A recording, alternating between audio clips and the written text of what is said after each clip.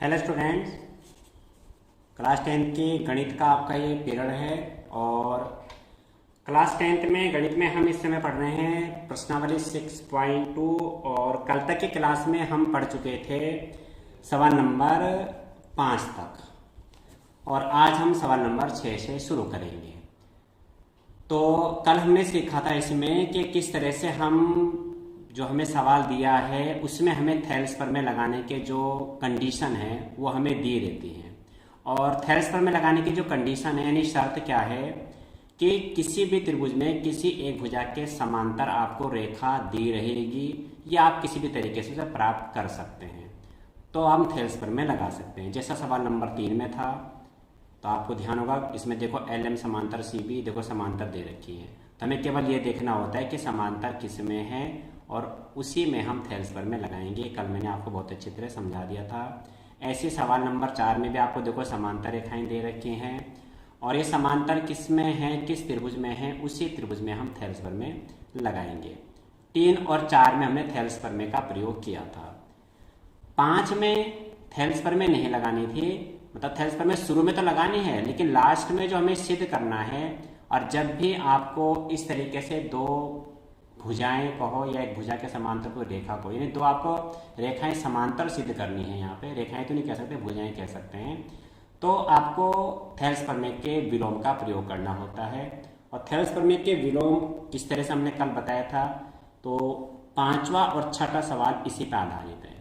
तो जिन्होंने कल की क्लास अटेंड नहीं की है तो वो इसकी वीडियो जरूर देख लेंगे।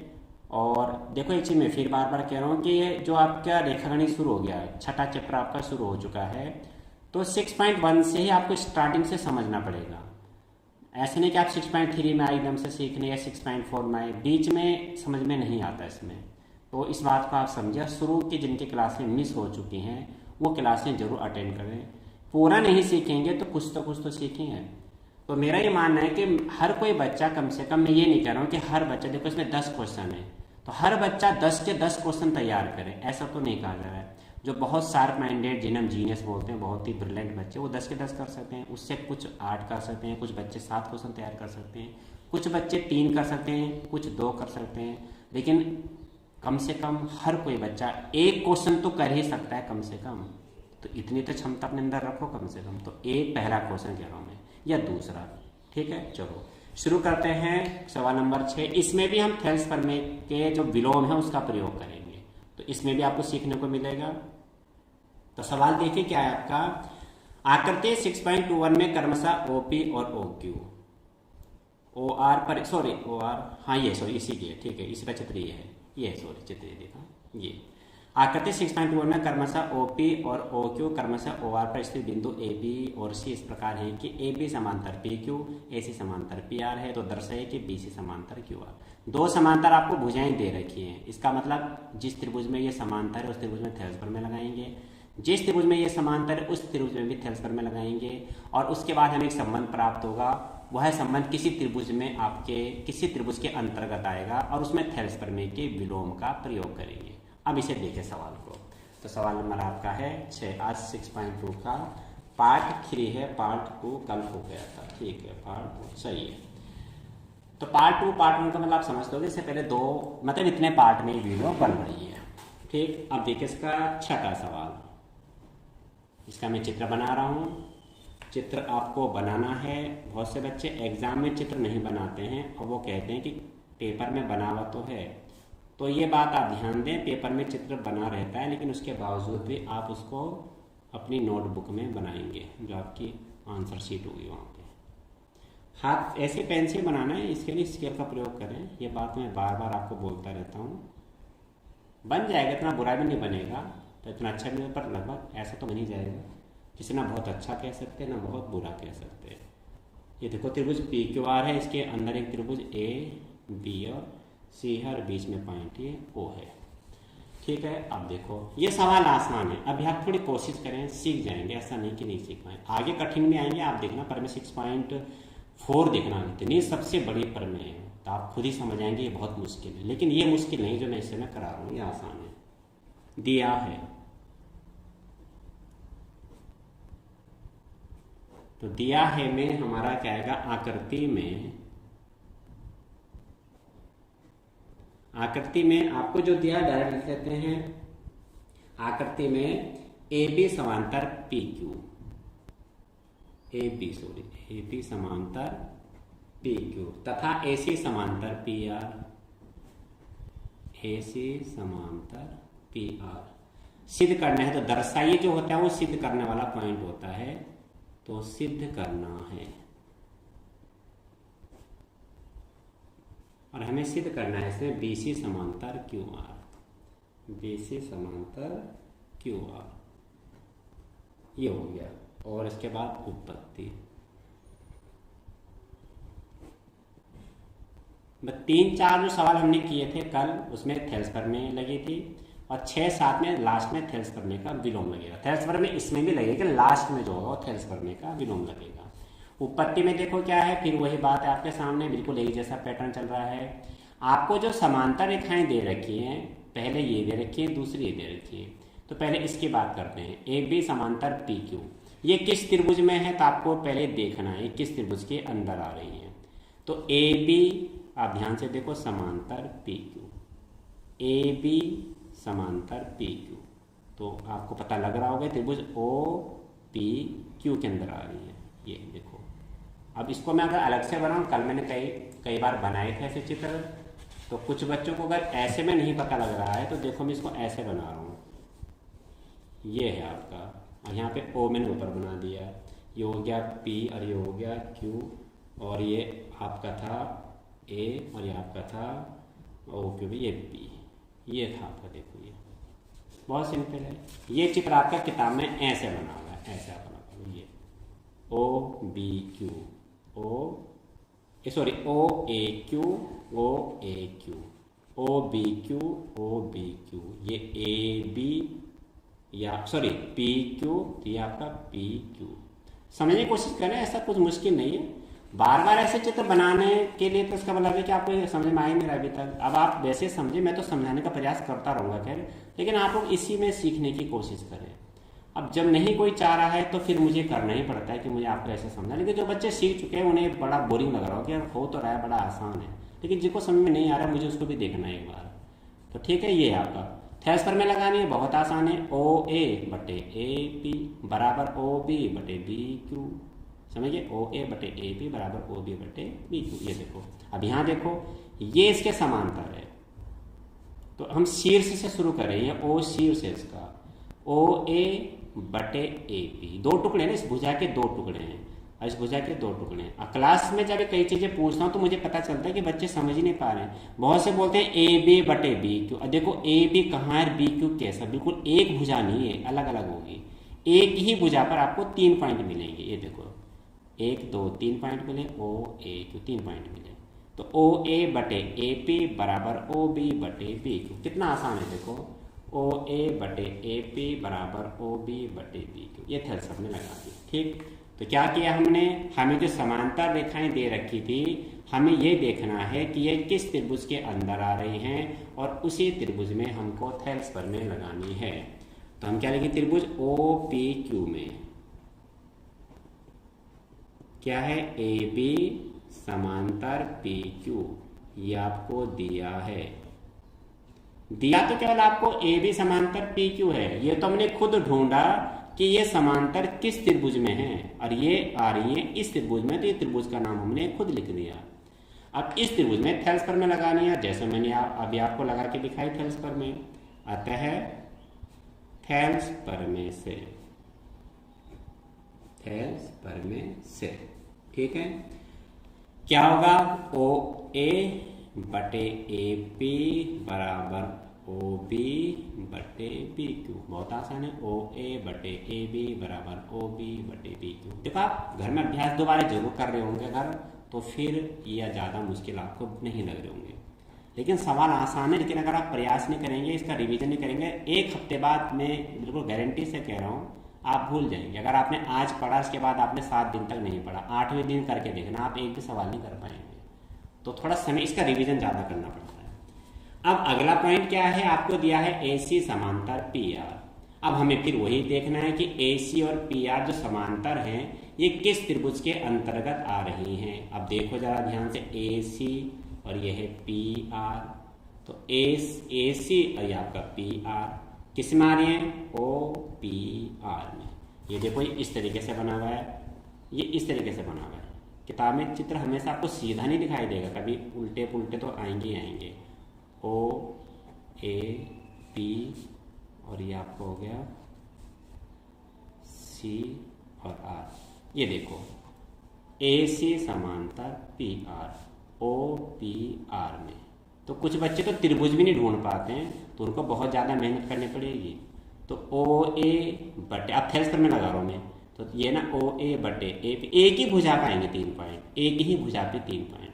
ऐसे मत जाना OA या OA बटे AC बोला, या बोले AC बटे PR, ये तो बहुत मतलब उल्टा पुल्टा हो गया। तो मतलब तो बिल्कुल है ही नहीं, किसी भी तरीके से तो बोल नहीं सकते हम। एक ही भुजा पर 3 पॉइंट होंगे, OA बटे AP बराबर OC बटे CR। ठीक, तो क्या लिखेंगे, इसी प्रकार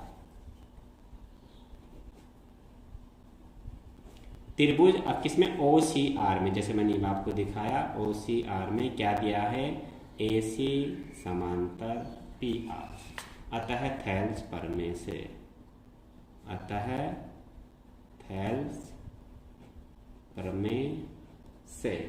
और थेल्स प्रमेय क्या है आपकी, OA बटे AP बराबर OC बटे CR, ये थेल्स प्रमेय समीकरण बनेगी। तो हर सवाल में आपकी ऐसे ही 2 समीकरण बनेगी, और 2 समीकरण जो बनेंगी उसमें एक पक्ष आपको बराबर दिखाई देगा, दूसरा पक्ष हम बराबर रखेंगे। यहाँ पे एक पक्ष देखो, ये भी OA बटे AP आया, इसका बायां पक्ष, इसका भी बायां पक्ष OA बटे AP, ये दोनों आपस में बराबर हैं, ये दोनों ही आपस में बराबर होंगे, तो इन्हें बराबर रखेंगे। तो क्या लिखेंगे, समीकरण 1 और 2 से, समीकरण 1 तथा 2 से क्या होगा, एक पक्ष बराबर है, दूसरा पक्ष हम बराबर रख रहे हैं, OB बटे BQ बराबर OC बटे CR, ये बराबर रख दिया। अब थेल्स प्रमेय का विलोम लगाना है। क्यों लगाना है, क्योंकि आप ये बात ध्यान रखना, जो मैं कह रहा हूँ, जब भी आपको समांतर सिद्ध करना है तो आपको थेल्स प्रमेय का विलोम लगाना पड़ेगा। और कल भी बताया था मैंने 5वें सवाल में, आज फिर यही बात आ रही है, आप सीख लें, कल नहीं सीखा था। थेल्स प्रमेय का विलोम कैसे लगता है, ये आपको अनुपात मिला है, ये बिना थेल्स प्रमेय लगाए किसी त्रिभुज के अंतर्गत थेल्स प्रमेय का हमने ये संबंध प्राप्त कर लिया। ये थेल्स प्रमेय का संबंध है। थेल्स प्रमेय का संबंध क्या है, यही तो है। माना आपको दे रखा है इस त्रिभुज में OA बटे AP बराबर OB बटे BQ, ये माना दिया है आपको, और कुछ त्रिभुज में दे दिया, चित्र दे दिया, और ये आपको दे दिया। माना आपके सामने सवाल है कि चित्र आपके सामने बना हुआ है और ये आपको संबंध दिया हुआ है, तो इसका आंसर क्या होगा, तो इसका आंसर ये होगा, अगर ये अनुपात बराबर है, यानी OA बटे AP बराबर OB बटे BQ, तो इसका उत्तर ये होगा कि ये AB BQ के समांतर है। ये तो विलोम तो हुआ ना, बिना थेल्स प्रमेय लगाए ये थेल्स प्रमेय का संबंध या तो दिया है आपको या आपने प्राप्त किया है। सवाल में तो हम प्राप्त करेंगे, यहाँ जो मैं सवाल की बात करूँ स्पेशली सवाल की, तो यहाँ पे हमें ये दिया है। और इसी प्रकार से ये आपको त्रिभुज दे दिया OPQ, और ये इसके समांतर। अब त्रिभुज दे दिया और आगे लिखा हुआ है कि AB समांतर PQ, तो इसका उत्तर क्या होगा, तो समांतर है तो इसे थेल्स प्रमेय लगा सकते हैं। तो क्या करेंगे, थेल्स हम लिखेंगे, चूंकि AB समांतर PQ, अतः थेल्स प्रमेय लगाने पर इसका आंसर होगा OA बटे AP बराबर OB बटे BQ, यानी हमने थेल्स प्रमेय लगा दी। तो ये क्वेश्चन है इतना इतना, ये इसका आंसर हो गया। ये इतना इतना क्वेश्चन है और आंसर क्या होगा इसका, थेल्स प्रमेय के विलोम से AB समांतर PQ। यहाँ संबंध दिया था तो समांतर होगा, यहाँ समांतर दिया था तो ये संबंध होगा, ये विलोम हो गया। समझने की कोशिश करें इसको, ठीक है। तो थेल्स प्रमेय का विलोम क्या बताया मैंने, बिना थेल्स प्रमेय लगाए किसी भी त्रिभुज में आप ये थेल्स प्रमेय वाला संबंध प्राप्त कर ले। ये संबंध देखो किस में आया है, उसमें दो भुजाएं समांतर होंगी, मतलब दो एक भुजा के समांतर कोई रेखा होगी, दो भुजाएं तो नहीं कह सकते, एक भुजा के समांतर कोई रेखा होगी। देखो ओ बी बटे बी क्यू, ध्यान से देखो ओ बी बटे बी क्यू बराबर ओ सी बटे, देखो ओ सी बटे सी आर। अब यहाँ देखो ओ सी बटे सी आर, तो ओ बी बटे बी क्यू बराबर ओ सी बटे सी आर, तो बिल्कुल साफ दिखाई दे रहा है ओ क्यू आर में ये संबंध में प्राप्त हो गया। तो क्या लिखेंगे,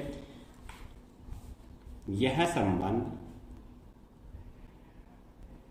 त्रिभुज ओ क्यू आर के अंतर्गत प्राप्त होता है, अतः थेल्स प्रमेय के विलोम से, अतः थेल्स प्रमेय के विलोम से क्या होगा, विलोम का मतलब इसका उल्ट, उसका कंक्लूजन, इसका रिजल्ट क्या होगा, बी सी समांतर क्यू आर। और यही हमें सिद्ध करना था। हिंदी में लिखना चाहे तो हिंदी में लिखते हैं इति सिद्धम, और इंग्लिश में आप जानते हैं हैंस प्रूव्ड, या ठीक है। अब देखो अगला सवाल, सातवें सवाल में आपको क्या दिया हुआ है, प्रमेय 6.1 का प्रयोग करते हुए सिद्ध कीजिए कि एक त्रिभुज की एक भुजा के मध्य बिंदु से होकर दूसरी भुजा के समांतर खींची गई रेखा तीसरी भुजा को समद्विभाजित करती है। आगे लिखा भी अगर आपको ध्यान ना रहा, लिखा है देखो इसमें, याद कीजिए कि आप इसे कक्षा 9th में सिद्ध कर चुके हैं। ये 9th की प्रमेय है, अगर आपको ध्यान है ये लैंग्वेज हम लिखते हुए, किसी त्रिभुज में दो भुजाओं के मध्य बिंदु को मिलाने वाली रेखा तीसरी भुजा के समांतर तथा उसकी आधी होती है, 9th प्रमेय थी। इसके हिसाब से पहले चित्र बनेगा। देखो सवाल नंबर 7 है आपका, 7 में देखो, 7 में क्या है, देखो किसी त्रिभुज में त्रिभुज बनेगा। आसान सवाल है, थोड़ा ध्यान से समझें। कुछ बच्चे क्लासें छोड़कर जा रहे हैं, ये बहुत गलत बात है। कोशिश तो करो कम से कम पूरी क्लास अटेंड करने की, ठीक है। ए बी सी में आप ये देखो कि क्या दिया हुआ है, एक त्रिभुज बना दिया के मध्य बिंदु, एक भुजा के मध्य बिंदु से, मैं सवाल पढ़ रहा हूं, आप सवाल देखें, एक त्रिभुज के एक भुजा के मध्य बिंदु से, अब एक भुजा हमने ले ली ए बी, इसका मध्य बिंदु ले लिया पी, मध्य बिंदु से होकर दूसरी भुजा के समांतर, अब दूसरी भुजा कौन सी मान रहे हैं, तो हम मान लेते हैं बी सी, यानी पहली भुजा ए बी मानी, ए बी का मध्य बिंदु लिया, इस मध्य बिंदु से दूसरी भुजा बी सी मानी, बी सी के समांतर रेखा खींच दी, ये खींच दी। तीसरी भुजा बची अब ए सी को समद्विभाजित करती है, यानी समान भागों में विभाजित करती है, यानी समान, इसके भाग दो बने, ए क्यू और क्यू सी, और ये हमें समान सिद्ध करना है। समझ गए। तो सवाल में थोड़ा मुश्किल हो जाता है कि इस भाषा को समझ करके आपको चित्र बनाना होता है। तो अब 5-6 बार आप प्रयास करेंगे तो हो जाएगा, लेकिन खाली आप वीडियो देख रहे हैं, क्लास अटेंड कर रहे हैं, उसके बाद आप बिल्कुल नहीं पढ़ रहे हैं तो कुछ नहीं होने वाला। वो मेरे कहने की जरूरत नहीं, आप खुद महसूस कर रहे होंगे वाकई में कुछ हो ही नहीं रहा है। ठीक, ये देखो जरा, तो इसमें क्या होगा, दिया है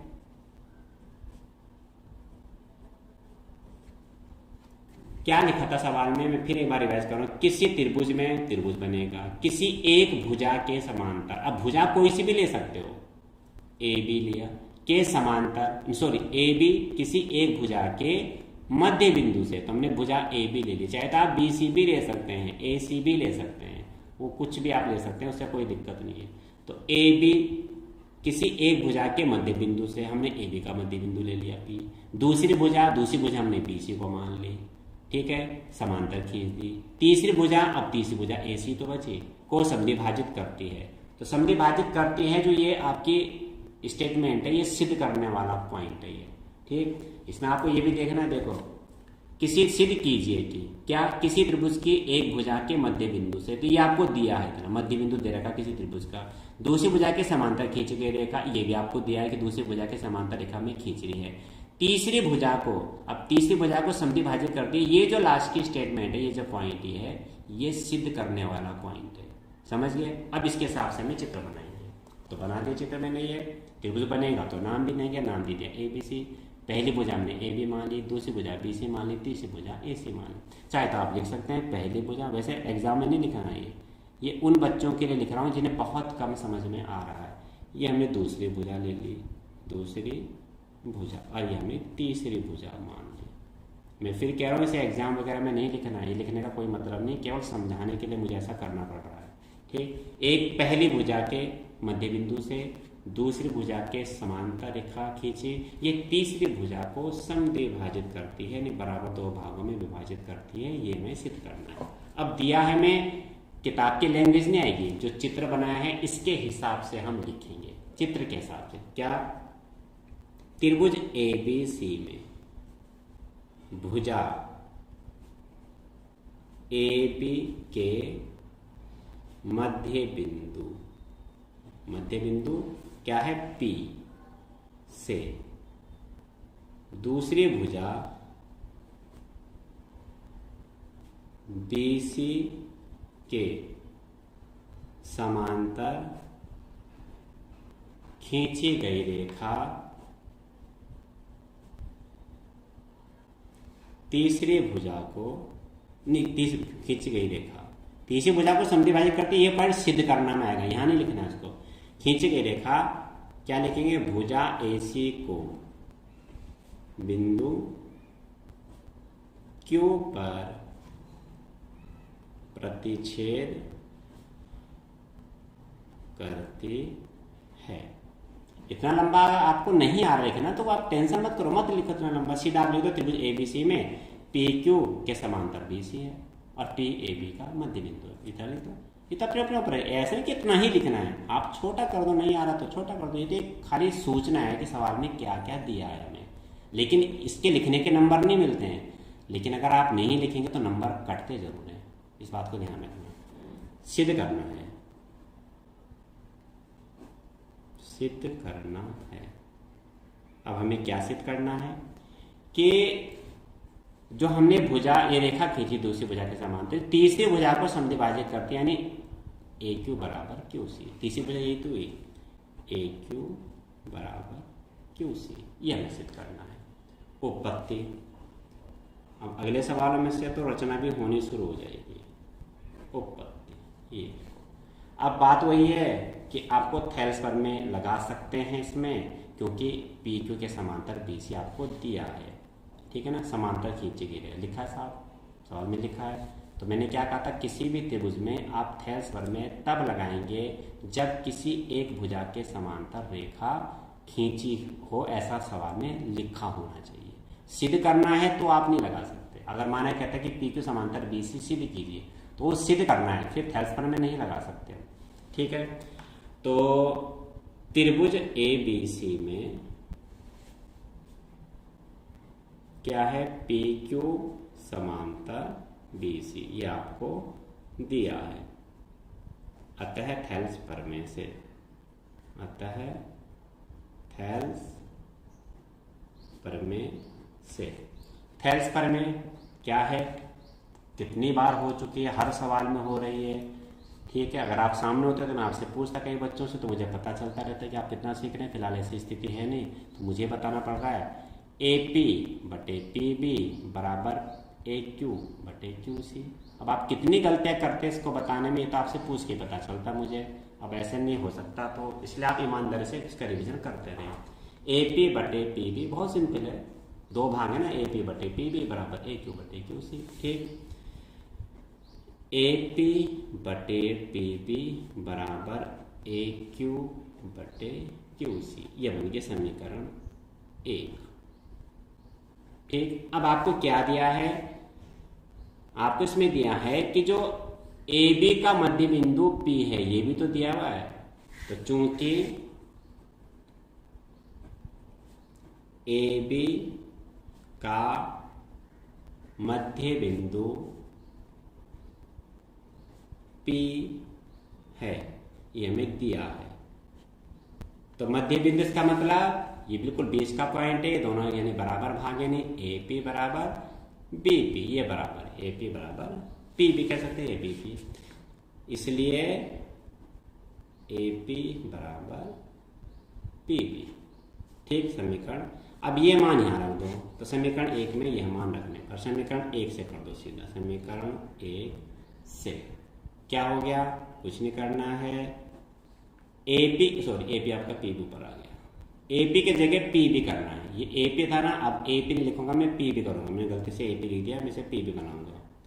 PB बटे PB बराबर AQ बटे QC। ये दोनों सेम आ गए, सेम आ गए तो कट जाएंगे। अब बहुत से बच्चे यहाँ काट के 0 लिखते हैं, गलत है। ये गुणा में कट रहे हैं, यानी भाग दे के कट रहे हैं, ऐसे नहीं कट रहे हैं। ये कटना तो ये होता है कि एक PB है आपका और A माइनस के PB है, ये भी कट गया 0। और एक आपका कटना ये हुआ, ये कट के 1 आया। तो कैसे कट रहे हैं इसको थोड़ा ध्यान रखना है आपने। हाँ, तो ये कट के क्या आ गया, 1 आ गया और AQ बटे QC। तिरछी गुणा करी तो AQ बराबर क्या आ गया, QC। अब AQ बराबर QC आ गया तो इसका क्या मतलब हुआ, इसका देखो मतलब क्या हुआ, AQ बराबर, यहाँ देखो जरा, मुझे बार बार कैमरे में चीज़ें दिखानी पड़ती तो कॉपी को ऊपर नीचे करना पड़ता है। AQ बराबर QC का क्या मतलब हुआ, दोनों बराबर भाग हैं, तो बराबर भाग कौन कर रहा है, Q।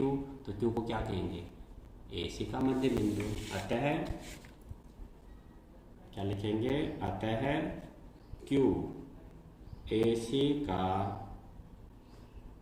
मध्य बिंदु है, अर्थात PQ भुजा AC को समद्विभाजित करती है। PQ भुजा AC को समद्विभाजित। लास्ट सवाल है, आप ज़्यादा टेंशन ना पाले अपने दिमाग में कि अभी और चलेगी। फिर 2 सवाल भी कराऊंगा, आप इन्हें भी करें ईमानदारी से। मैं फिर यही बात कर रहा हूँ, समझा, आप बहुत अच्छा काम कर रहे हैं। अगर मैं 2 सवाल कराऊंगा, आप 2 की तैयारी कर रहे हैं, 2 नहीं कर रहे, 1 तो करो कम से कम, ठीक है। AC को समद्विभाजित करती है। अब इसमें आप बहुत शॉर्ट भी कर सकते हैं, ऐसे नहीं कितना लंबा ही करना आपने। मैं अब देखो बहुत, अब आप बड़ा सवाल देख करके थोड़ा डर लगता है यार इतना लंबा सवाल है। इसी को देखो हल्का से मैं 2 मिनट में करके दिखा देता हूँ। लेकिन एग्जाम में जितना शॉर्ट करेंगे नंबर कटने की संभावना रहती है। आप चित्र बनाएंगे, या आपने PQ कर दिया, आप दिया है लिख देंगे, ये नोट नहीं करना, बता रहा हूँ मैं केवल। दिया में क्या लिखेंगे, त्रिभुज ABC में क्या लिखेंगे, PQ समांतर BC तथा AP बराबर PB, ये लिख दिया। ये शॉर्ट है लेकिन नंबर पूरे आएंगे, इसमें थोड़ा रिस्क है, लेकिन फिर भी ना करने से अच्छा है। छोटा सवाल देख करके आपको तैयारी करने की हिम्मत हो जाती है।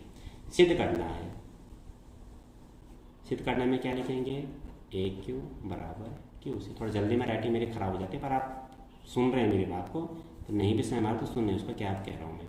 उत्पत्ति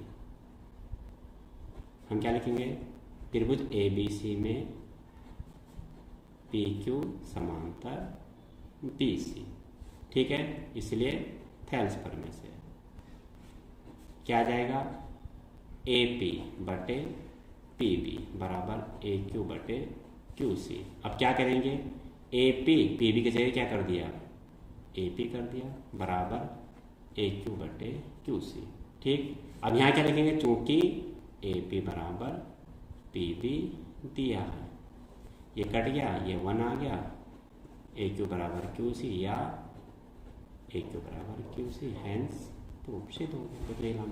बात वही है, लेकिन जिनको नहीं आ रहा अगर इतना भी करेंगे तो ऐसा नहीं कि ज़्यादा नंबर नहीं कटेंगे, लेकिन बहुत आसान, ये कमज़ोर बच्चों के लिए।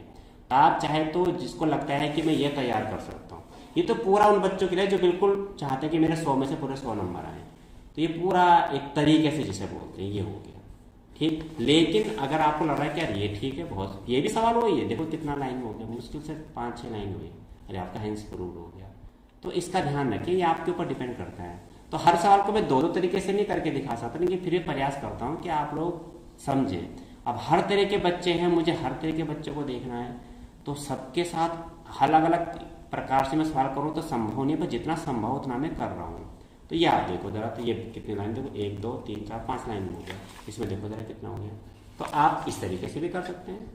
तो शॉर्ट नहीं बोलते, लेकिन ये तरीका भी ठीक है। लेकिन ऐसा होता है कि एक बच्चे ने इससे करा, एक बच्चे ने इससे करा, जांच करने वाला क्या करेगा, जब कॉपी चेक करेगा तो यार बड़ा अच्छा कर रखा काम उसने, इसने शॉर्ट में कर दिया, इसको माने 3 में से, इसको 3 में से पूरे 3 मिल गए, इसको 3 में से 2.5 मिल गए, इतना फर्क तो आ ही जाएगा। लेकिन फिर भी ना करने से अच्छा आप कुछ करें, ठीक है। तो आप इसका अभ्यास जरूर करें, मात्र 2 ही सवाल हुए आपके, और मैंने पूरा प्रयास किया कि आप इसे समझें, लेकिन मेरा प्रयास तब सफल होगा जब आप इसे इसके बाद रिवाइज करेंगे। इसके बाद तुरंत रिवाइज करना। कल फिर मिलते हैं लाइव क्लास में। कल वैसे भी आपका 15 अगस्त है, उसके हार्दिक शुभकामनाएं। और एक ध्यान रखना, मास्क मत लेना वाला, जिसमें तिरंगा बना होता है, वो मुंह में जो मास्क लगाते हैं ना, वो मास्क मत खरीदना बिल्कुल भी, ठीक है। क्योंकि वो उसमें छींकेंगे आप, तो आप उसे डस्टबिन में डालेंगे, तो वो अच्छी बात नहीं है। जो देश का झंडा होता है वो देश का प्रतीक होता है, उसके स्वाभिमान का। तो इस बात को ऐसे कल मैसेज भी किया था कई टीचरों ने, तो आप इस बात का ध्यान रखें और इसकी तैयारी जरूर करें। कल फिर मिलते हैं लाइव क्लास में। कल तक के लिए आपको शुभकामनाएं। घर में रहें, सुरक्षित रहें।